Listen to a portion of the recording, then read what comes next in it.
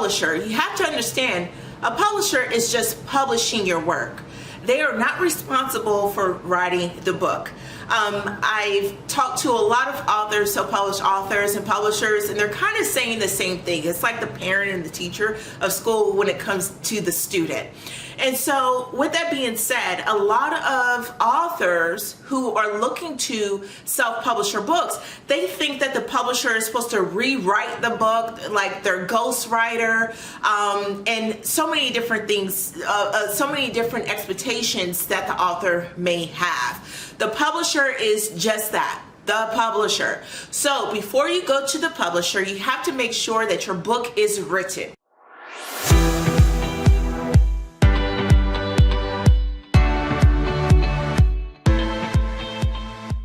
Hey guys, we are doing an Amazon gift card giveaway to our subscribers here on our YouTube channel. All you have to do is make sure you give this video a thumbs up, make sure you subscribe to the channel, turn on the bell, and comment below to enter into our Amazon gift card giveaway.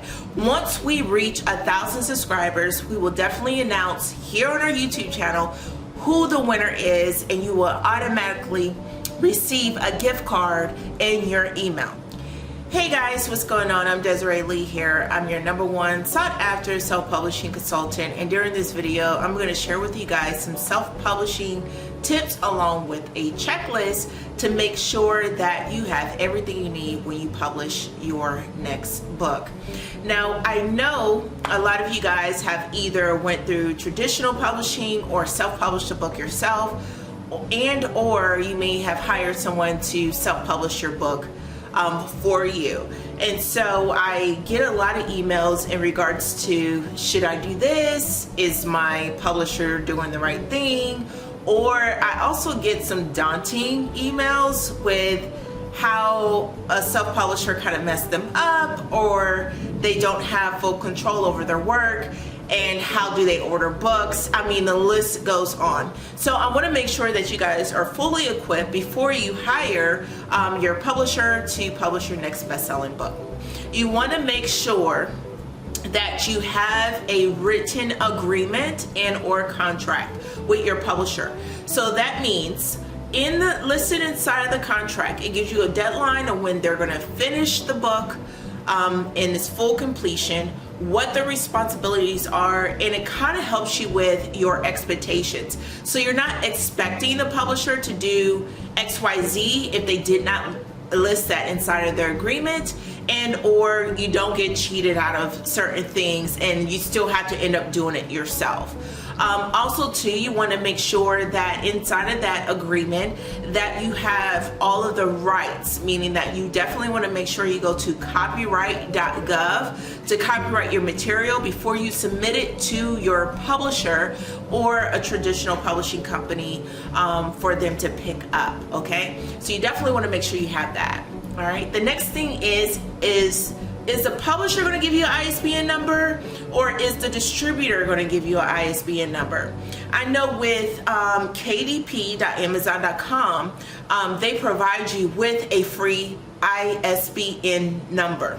Okay, or if you're going through Barnes & Nobles or someone like bookbaby.com and so forth, or even Ingram Sparks, you can either pay for a bundle of ISBN numbers if this is where you're going in your career as an author in business, and or the distributor can provide a free one for you too as well. So you definitely want to make sure that you have an ISBN number that is included with your book title that you are planning on publishing.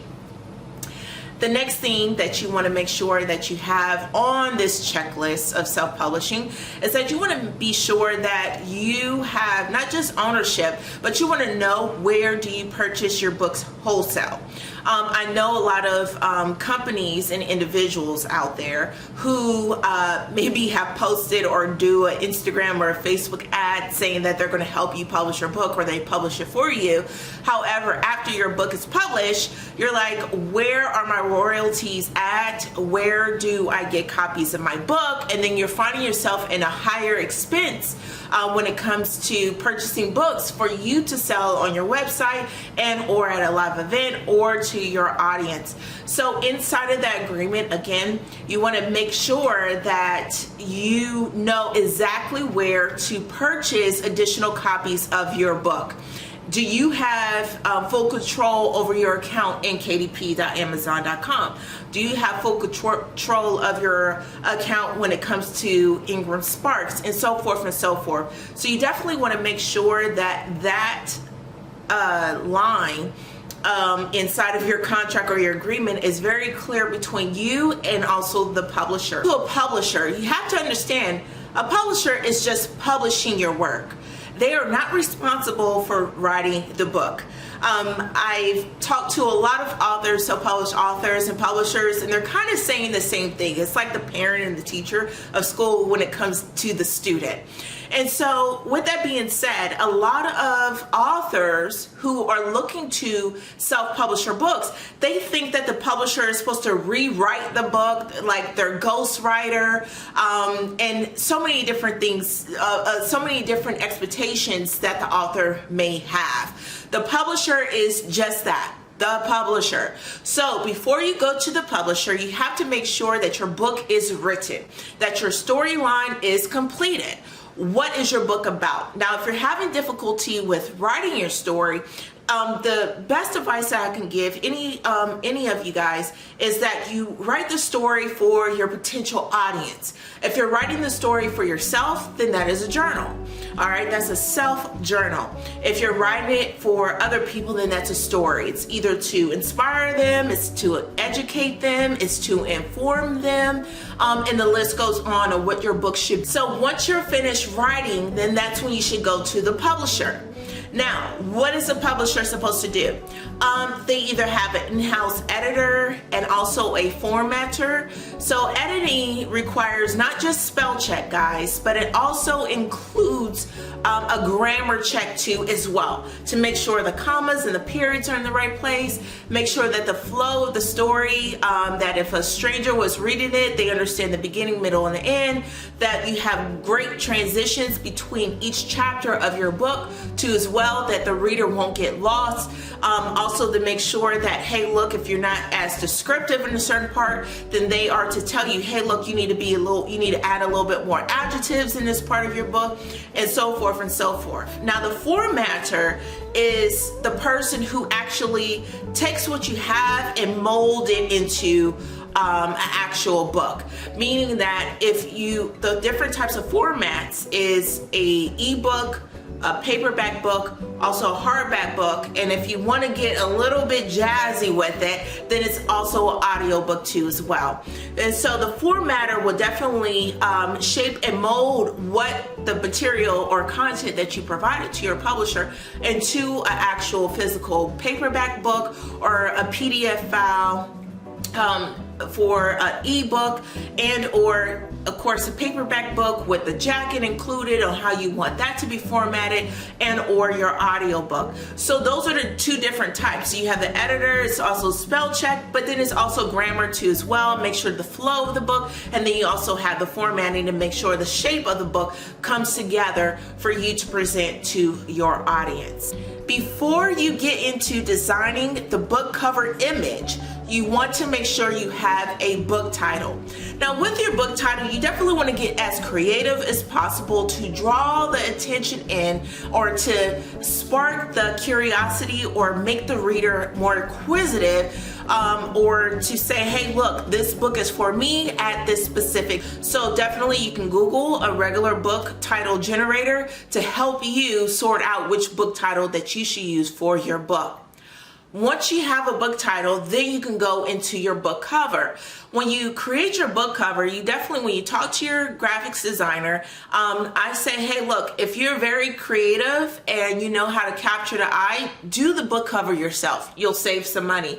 However, if you are having a difficult time of putting it together, because you definitely have to know the dimensions of the book, of course, it has to be able to be approved. And making a book cover, I advise you guys to use Photoshop, Adobe Photoshop, to create that, because it's different layers when it comes to your book cover. And you definitely want a winning book cover, because People do judge a book by its cover. I'm sorry to say, guys, if you're a little disappointed on that, but people do.